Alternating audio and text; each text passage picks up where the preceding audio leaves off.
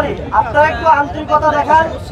একটু যখন আপনারা যাদেরকে প্রশ্ন করছেন কথাগুলো বিভিন্ন রকম ভাবে আপনারা যখন প্রশ্ন করতেছেন, অনেকে অনেক ব্যাপারগুলো ওইভাবে উত্তর দিতে পারতেছে না। তো আপনারা মূল বিষয়টা আমাদের আলাদাভাবে মানে তারা ওইভাবে নিতে বা আপনাদেরকে দিতে পারতেছে না। তো আপনারা একটু কোশ্চেন করার ক্ষেত্রে একটু বুঝে শুনে কোশ্চেন করবেন, আর যারা উত্তর দিবেন তারাও বুঝে শুনে দিবেন। এখন যেহেতু আমরা এখানে আসছি, আমাদের উদ্দেশ্য একটা 5 দফা থেকে বান্ডেল থাকলে প্রতি সেনমানিতে টাকা বাঁচবে।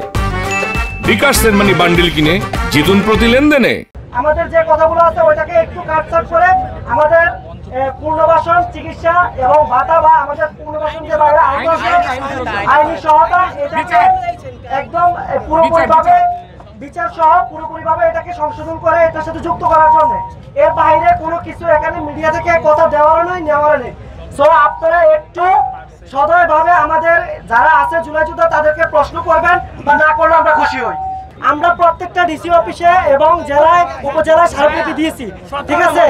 17টা মন্ত্রণালয়, প্রত্যেকটা মন্ত্রণালয় আমাদের কাগজগুলো গিয়েছে। সো এখানে আমাদের নতুন করে বলার মতো কিছু নেই। আপনি একটা কথা বললেন না যে আপনাদের যে দাবি ছিল ওখান থেকে একটু কাটছাট করছেন। ভাই আমরা এখানে আসি আমাদের দাবি আদায়ের জন্য, আমাদের দাবি আদায়ের জন্য আপনারা কোশ্চেন করেন, আমরা গুরুত্ব দেব। আপনারা জানেন আমরা এখানে কেন আসছি। আমি তো ভাই সবাই একটু বসি ভাই, আমরা অবস্থান কর্মসূচি নিয়ে